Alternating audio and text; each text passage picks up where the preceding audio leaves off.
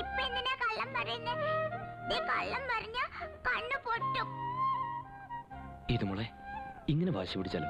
വേണ്ട, അങ്കളല്ലേ പറഞ്ഞ എല്ലാരും കാത്തിരിക്കുന്നു. അമ്മയും അപ്പൂപ്പനും മണിക്കുട്ടിയുടെ അമ്മയൊക്കെ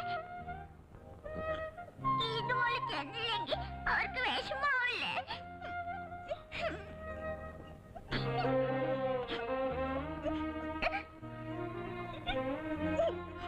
ഇത് മോളെ മോളെ അങ്കിൾ ഒന്ന് പറയട്ടെ. ഡ്രൈവർ എന്തൊക്കെ എന്നെ ഇഷ്ടമല്ല.